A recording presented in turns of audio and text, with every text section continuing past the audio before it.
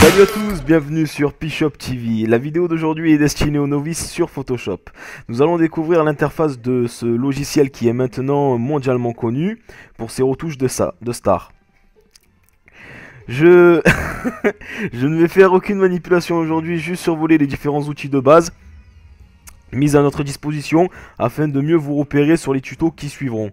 Pour cela, je suis en version CS6, sachant que dans cette version-là, il y a des outils qui n'existent pas dans les versions antérieures, CS5, CS4, CS3, ainsi de suite. Donc ces outils-là feront le sujet d'une autre vidéo. Pour ce qui nous concerne, on va travailler en 4 zones. Donc quand vous ouvrez Photoshop, vous vous retrouvez avec ça. Première zone va être la barre des menus.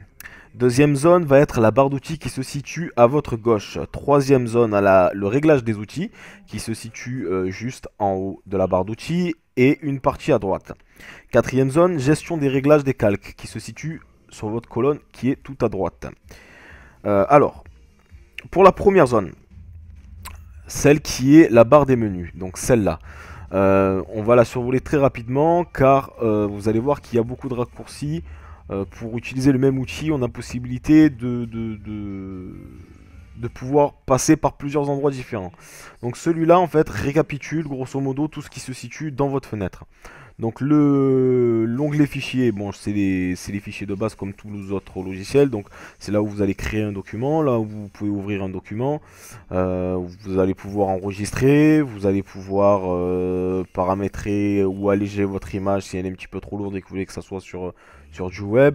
Ces manipulations se feront ici, imprimer, ainsi de suite.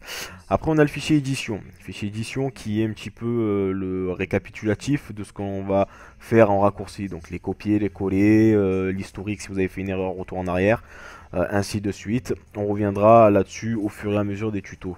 Après, on a le dossier image. Le dossier image permet de régler, de paramétrer les images que vous allez importer sur Photoshop, sachant que vous allez pouvoir jouer sur les couleurs, donc en noir et blanc, les réglages, si vous voulez faire des négatifs, si vous voulez réduire ou augmenter la taille de votre image en cours de création, ainsi de suite. On reviendra là-dessus aussi quand on fera les sujets ou les tutos qui concernent ces trucs-là. On ira les voir plus en précision. Après, nous avons l'onglet calque. Alors, l'onglet calque, ben, c'est ce qui va nous permettre, ça va être un petit peu la bibliothèque de ce qu'on va pouvoir faire sur nos calques dans notre colonne de gauche. Donc ça, on le fera aussi au fur et à mesure. Vous voyez, créer un calque, supprimer un calque, balancer un filtre dynamique, transformation, ou les paramètres différents liés au calque. Après, on a l'onglet type. Alors, l'onglet type ne nous concerne pas.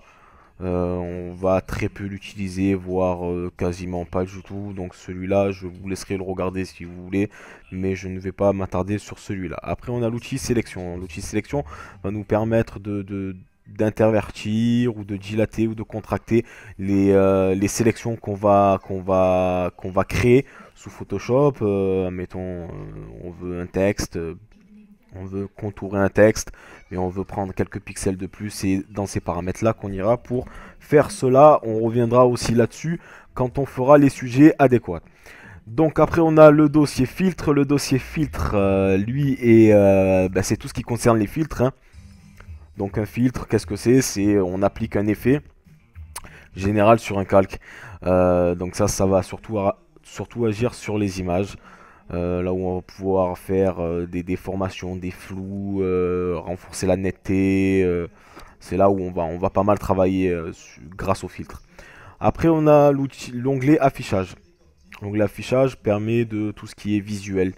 Voilà, donc si vous voulez faire des zooms, si vous voulez mettre votre document en grand écran pour avoir un meilleur ensemble, c'est tout ce qui concerne la vue, le visuel de votre projet. Après, on a l'onglet fenêtre. Bon, l'onglet fenêtre, voilà, c'est ce qui va nous permettre de supprimer ou de mettre des fenêtres en fonction de ce qu'on travaille. L'outil aide, bon, je pense que voilà, l'outil aide est assez clair. C'est pour vous aider si vous avez des problèmes sur Photoshop. Donc maintenant, nous allons attaquer la deuxième zone. Deuxième zone, c'est cette colonne qui est tout à votre gauche. Donc cette zone-là, on l'appelle la barre d'outils. Donc tout ce qui est sur cette colonne-là va vous permettre de créer ou modifier certains effets sur vos images, sur vos projets. Donc c'est les outils de base de Photoshop. Donc on va essayer de les prendre un par un très rapidement. Donc le premier c'est outil déplacement qui va nous permettre... Bah, d'ailleurs je vais ouvrir une image, comme ça je vais pouvoir vous faire un exemple en live, comme ça vous comprenez mieux euh, ce que je veux dire. Alors pour ça je vais ouvrir un document, je vais ouvrir le logo PSTV, hop, Bishop TV, voilà, donc j'ai ouvert mon document, vous voyez, j'ai fait un glisser simplement sur mon onglet Photoshop et ça m'a ouvert directement un document. Donc là on a l'outil sélection. L'outil sélection va nous permettre de déplacer nos calques, certaines parties de nos projets. On a l'outil sélection, donc l'outil sélection qui est sous plusieurs formes, soit carré, soit rond. Donc on prend un outil carré, vous allez voir que voilà, ben, ça va me sélectionner quelque chose de carré, ça reste basique. Si je prends l'outil rond, ça va me faire la même chose, mais je vous laisse deviner, en rond. Voilà. Donc ça c'était pour l'outil sélection. Après on a le lasso qui va nous permettre grosso modo de faire la même manipulation que l'outil sélection, mais plus personnalisé. On reviendra sur les différents outils qu'il y a là, mais je prends un exemple, l'outil polygonal qui va faire une sélection, vous voyez, beaucoup plus précise, néanmoins pas non plus vraiment poussée. Donc ça c'était pour l'outil lasso. Après on a la baguette magique. Baguette magique, je pense que vous connaissez, c'est ce qui va nous permettre de sélectionner une couleur précise dans votre calque. Voilà, je veux que le P, ben voilà, je clique que sur le P. Je veux que le noir, ben il va me prendre que le noir, ainsi de suite. Après on a l'outil tranche. L'outil tranche, on va pas s'en servir, ça sera, enfin moi je m'en sers essentiellement pour tout ce qui est web design. Pour les découpes après en code, donc ça ne nous concerne pas. On a l'outil pipette qui va nous permettre d'absorber une couleur que l'on veut sur votre calque. Donc je veux du jaune, je vais mettre ma pipette sur le jaune et ça va m'intégrer directement la couleur jaune dans ma comment je peux dire ça, dans une espèce de planche de couleur. Alors après on a l'outil correcteur. Donc l'outil correcteur, c'est lui qui va nous permettre de faire surtout des modifications si on veut enlever des éléments d'une image ou qu'on veut nettoyer de la peau ou des choses comme ça, on va utiliser cet outil là, il va nous permettre de remplacer des éléments graphiques. Après on a l'outil pinceau. L'outil pinceau, bon ben comme son nom l'indique, c'est un pinceau. Voilà, c'est celui qui va nous permettre de dessiner ou de faire des traits. Bon, c'est un outil pinceau quoi, il n'y a pas... Il n'y a rien de bien compliqué là-dessus. Après, on a l'outil tampon. L'outil tampon, je m'en sers pas. Donc, personnellement, si vous voulez tester, je vous laisserai tester. Mais moi, je m'en sers pas. Donc, celui-là, on passe. L'outil gomme va nous permettre, d'effacer les éléments, des éléments qu'on n'a pas envie de voir. Des éléments qu'on a travaillé. Après, on a le pot de peinture. Là où on va pouvoir intégrer soit une couleur unie, soit un dégradé. Après, on a l'outil doigt qui va nous permettre de déformer, certaines couleurs. C'est comme si on passait en fait un doigt dans un tableau avec de la peinture fraîche et qu'on va bouger, ça va faire à peu près le même effet. Voilà, après on a l'outil densité. Personnellement, je m'en sers pas, donc je vais passer sur celui-là. On a l'outil plume. Donc l'outil plume, c'est le même outil que l'outil sélection, mais là c'est vraiment ce que je vous conseille. C'est-à-dire que oubliez la baguette magique, oubliez les lassos polygonales ou à main levée. Prenez l'habitude d'utiliser la plume. C'est l'outil le plus précis qu'on peut avoir sous Photoshop pour la sélection. Après, on a l'outil texte. Comme son nom l'indique, c'est pour créer du texte. Voilà, tout simplement. Après, on a la sélection des tracés. Je m'en sers pas, on va pouvoir le zapper. On a l'outil des formes qui va nous permettre voilà, avec des formes prédéfinies qui vont nous permettre si vous voulez un carré, voilà, il va vous remplir directement un carré avec une forme unie derrière.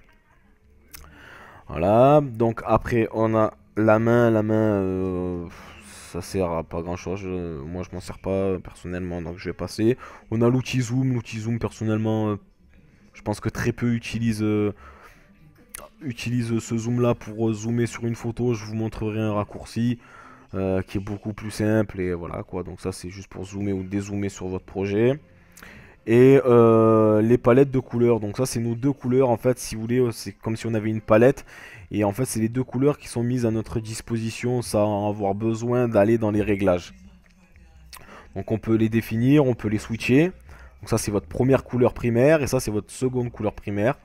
Donc on peut les switcher. Ces deux couleurs là en fait vont vous permettre, en l'occurrence, de pouvoir aussi gérer votre dégradé sans aller dans les paramètres. C'est-à-dire que quand vous allez faire un dégradé, ben, ça va aller du jaune au bleu. Tout simplement. Donc si vous changez, ça va changer. Et ça c'est la mise en page de votre logiciel, de l'interface, si vous voulez la modifier plus ou moins. Donc ça c'était la première zone. Alors dans la première zone, je vais...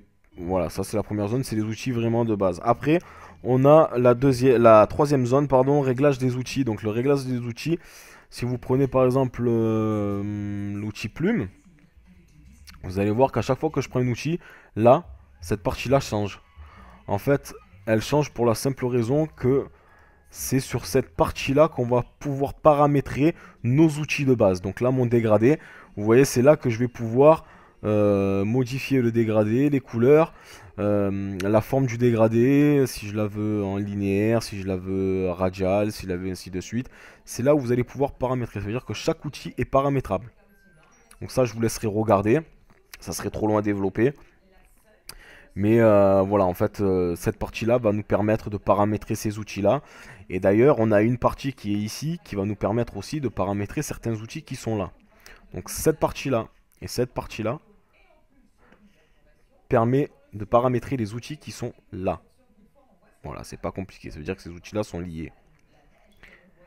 Après, on a la quatrième zone, importante aussi, c'est celle qui est tout à votre droite, qui va nous permettre de gérer et de régler les calques. Alors, qu'est-ce qu'un calque? Pour certains, ils ne savent pas du tout c'est quoi. En fait, un calque, c'est comme si vous prenez plusieurs feuilles de papier, que vous les mettez une sur les autres, et que chaque papier est un calque. Ça veut dire que le calque qui est tout en bas, sur votre pile de feuilles, ça va être la feuille qui est tout en dessous. Donc je sais pas si vous arrivez un petit peu à vous repérer, mais en fait, c'est comme si là, il y avait une superposition de couches, d'accord? Et que celle qui est là, ben, c'est celle qu'on va voir en premier, et que celle qui est en dessous, c'est celle qu'on verra derrière le calque. Voilà, donc je sais pas si vous comprenez, mais c'est plus ou moins ça, un calque. Donc c'est là où on va pouvoir rajouter des calques, donc rajouter des éléments graphiques à votre photo qui va voilà. Donc ça sur cette partie-là, très important, ranger les calques. Je le répète et c'est très important. Il faut ranger les calques, il faut être très organisé.